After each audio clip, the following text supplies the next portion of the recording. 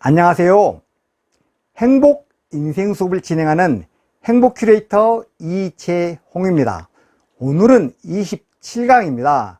27강의 제목은 삶과 죽음, 누가 위대한 삶인가 라는 제목으로 말씀을 드리겠습니다.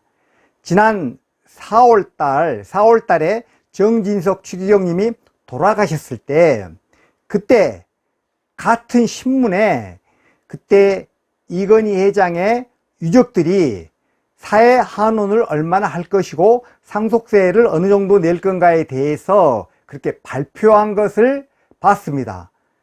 같은 신문에 동시에 난 거죠. 그래서 그걸 제가 유심히 읽어봤는데 두 분 다 참으로 우리 사회의 공헌도가 굉장히 높은 위대한 삶을 사셨구나 라는 어떤 생각을 제가 해봤습니다. 그 당시에 그 기사 내용이 추기경님은 선종하실 당시에 통장의 잔액이 800만 원인데 총 재산이 800만 원이라는 것이죠. 그런데 그것마저 사회 환원을 하고 기부를 하고 빈손으로 떠났다라는 그런 어떤 제목의 기사였고, 그때 이건희 회장은 상속세와 기부로 약 15조 원을 사회 환원을 했다. 이런 어떤 기사가 같이 이렇게 났길래 참으로 두 분 다 위대한 삶인데 우리가 이 위대한 삶을 산 두 분에게 마땅히 그분들이 받아야 할 감사를 하고 있는가라는 것에 대해서 한번 제가 생각을 해봤습니다. 왜냐하면 많은 사람들이 생각이 다르거든요. 그 이 회장 유족이 납부할 상속세 12조 원은 작년 우리나라 총 상속세 세입의 3.2배가 넘는다고 합니다. 그 우리나라 전체의 상속세 세입의 3.2배가 넘는다는 것이죠. 그리고 이제 12조 플러스 약 3조는 뭐 장애 아동들 위해서 병원을 짓는 등 또 추가로 해가지고 약 15조 원을 사회 환원을 한 거죠. 그것뿐만이 아니고 이건희 컬렉션 약 23,000점을 사회 환원을 했죠. 그래서 이분은 우리가 그 옛날에 뭐 욕도 얻어먹고 많이 하지만은 감옥에도 다녀왔죠. 하지만 실제로 어떤 이런 엄청난 사회 환원을 하고, 그리고 그분이 남긴 어떤 그 유산들이 삼성이라는 어떤 기업을 통해서 우리나라에 얼마나 크게 기여를 하고 있습니까? 그러니까 이분의 삶도 굉장히 마땅히 우리나라 국민들이 감사를 해야 하는데 사실 그런 정당한 평가를 못 받고 있는 게 사실이죠. 그 사회 환원된 두 분의 물질적 유산은 800만 원과 15조 원입니다. 그래서 그 추기경님은 남긴 재산이 너무 적어서 참 감동을 주는 것이고, 그 이 회장님은 엄청 너무 많아서 또한 감동을 줍니다.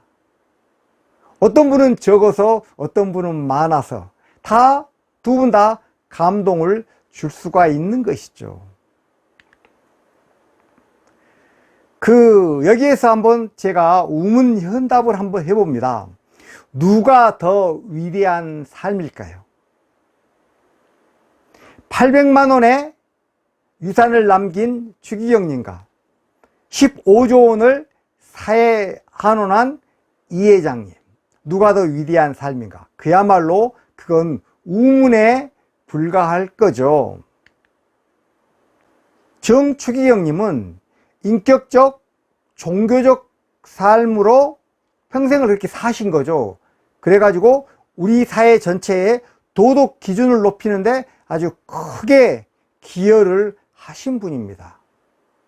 또한 이 회장은 세금과 사회 환원으로 그렇게 사업 보국, 사업으로서 나라에 어떤 보답하는 그러한 삼성의 기업 이념을 충실하게 이행을 하신 거죠.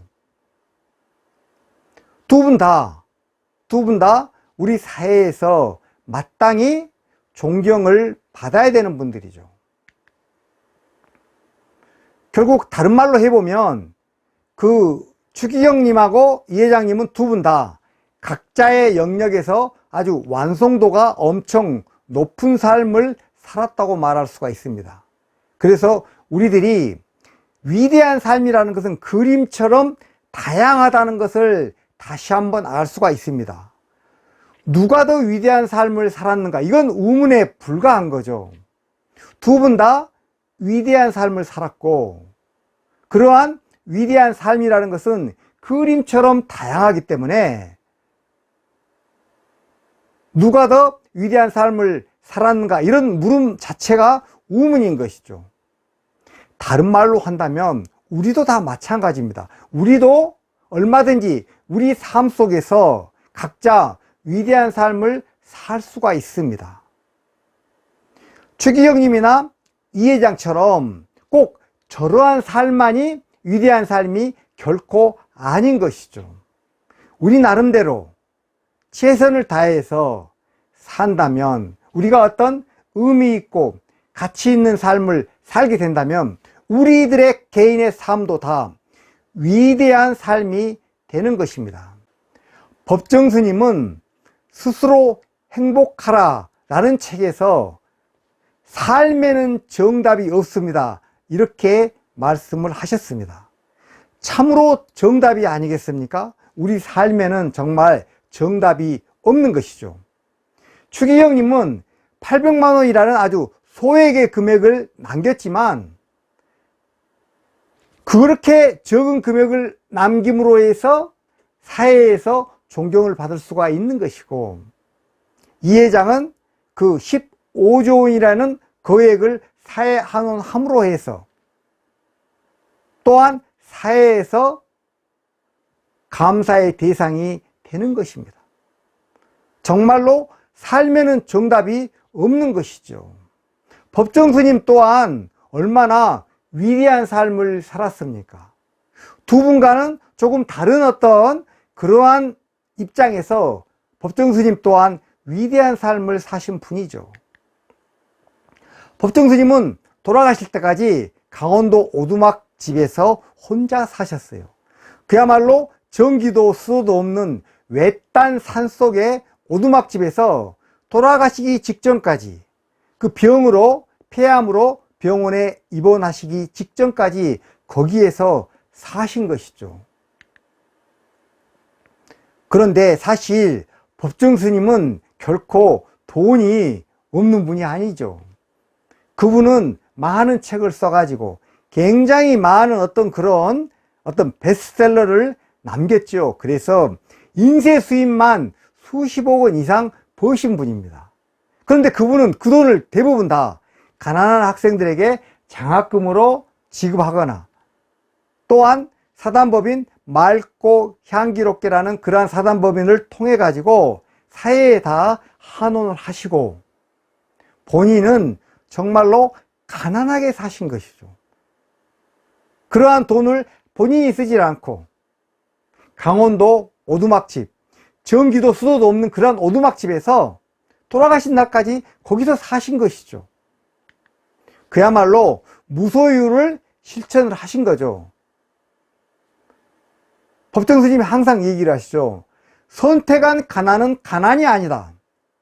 우리가 선택한 맑은 가난, 그게 청빈이죠. 그러한 맑은 가난은 넘치는 부보다 훨씬 더 값지고 고귀한 것이다 라고 항상 여러 번 말씀을 하셨습니다. 그래서 본인 스스로 가난을 선택을 한 거죠. 본인이 절대 가난한 사람이 아니죠. 인쇄로 수십억 원을 받았는데 그 돈은 전부 장학금으로 쓰거나, 또는 어쨌든 사회 어떤 방식으로든지 사회 환원을 하고, 본인은 아주 가난을 선택을 하고 그렇게 전기도 물도 없는 곳에서 사신 것이죠. 그 법정 스님이 창건한 길상사 아시죠? 길상하 보살이 약 1000억 원이라는 엄청난 그러한 재산이 있는 길상사를 시주를 했죠.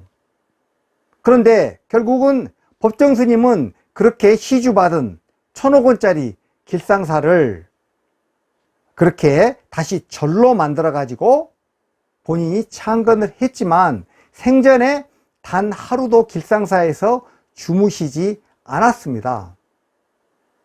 돌아가시고 난 다음에 이제 단 하루 길상사에서 주무셨다고 합니다. 생전에는 단 하루도 본인이 창건을 한 그러한 길상사인데도 불구하고 전혀 거기에서 누리지를 않았어요. 단 하루도 잠을 주무시지 않고 그냥 거기에서 법회할 때만 오셔서 법회하고 강원도로 돌아가셔서 또 주무신 거죠.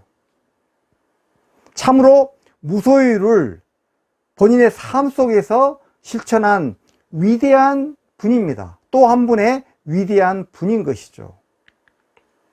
제가 저렇게 이건희 회장님과 정진석 주기경님과 법정스님 세 분의 어떤 위대한 삶에 대해서 말씀을 드렸습니다. 자, 문제는 어떻게 하면 우리의 삶, 내 삶을 위대하게 만들 수 있을 것인가? 우리는 이걸 한번 고민을 해봐야 하는 것이죠.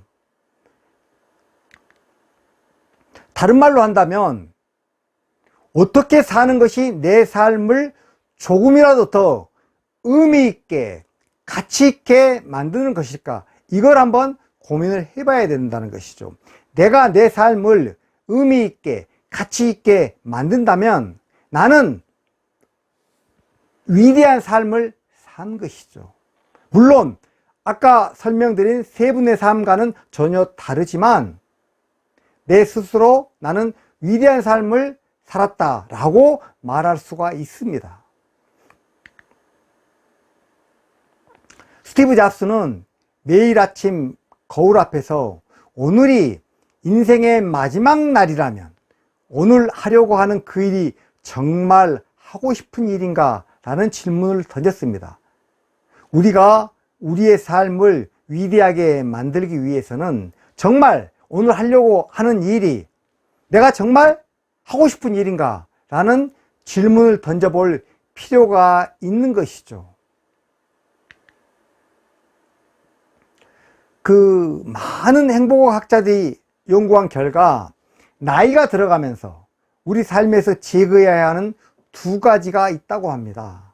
그래서 우리는 우리의 삶에서 이 두 가지를 제거하기 위해서 항상 생각을 해봐야 될 필요가 있습니다. 첫 번째는 바로 소유물에 대한 집착입니다. 우리가 나이가 들었는데 뭔가 많이 갖기 위해서, 예를 들어서 명품을 갖기 위해서 또는 큰 집을 갖기 위해서 고급 자동차를 갖기 위해서 뭔가 계속 소유물에 집착을 한다면 우리의 삶에서 행복은 없어지는 것이죠. 행복학자들이 제일 첫 번째로 우리 삶 속에서 제거해야 될 거가 바로 소유물이다 라고 얘기를 했습니다. 두 번째는 무엇일까요? 두 번째로 우리가 생각을 해야 되는 것은 타인의 시선입니다. 우리는 어렸을 때부터 계속 남을 의식하면서 살아왔습니다. 그래서 남의 어떤 시선을 의식해 가지고 우리 스스로 어떤 행동에 제약을 받습니다. 첫 번째로 얘기했던 소유물에 대한 것도 어떻게 보면 남의 시선을 의식하기 때문에 하는 경향이 큽니다. 남보다 더 큰 집을 살아야지, 내가 작은 집을 살면 창피하니까. 남보다 더 큰 차를 타야지, 외제차를 타야지, 그래야 내가 남들이 보기에 떳떳하니까. 이런 식으로 소유물도 또한 타인의 시선을 의식해 가지고 내가 명품을 들려 그러고 이런 측면이 굉장히 강하지요. 그것처럼 많은 경우 우리가 나를 위해서 살아야 되는데 타인의 시선에 맞춰 가지고 사는 그러한 경향이 있는 것이죠. 우리는 이렇게 타인의 시선에 맞춰서 사는 것은 딱 끝내야 합니다. 그리고 어제 은하보다 내가 오늘 더 성장을 했는가? 과거의 나보다 오늘 더 내가 많은 어떤 공부를 했는가? 그렇게 나의 과거, 나의 어제에 비교해서 내가 얼마나 성장을 했는가? 이게 우리의 삶에서 굉장히 중요하다는 것입니다. 오늘 말씀드린 위대한 삶에 대해서 우리의 삶을 위대하게 만들기 위해서 간단하게 두 가지로 요약해서 말씀을 드렸습니다. 스티브 잡스가 말한 것처럼 오늘이 인생의 마지막 날이라면 오늘 하려고 하는 그 일이 정말 하고 싶은 일인가?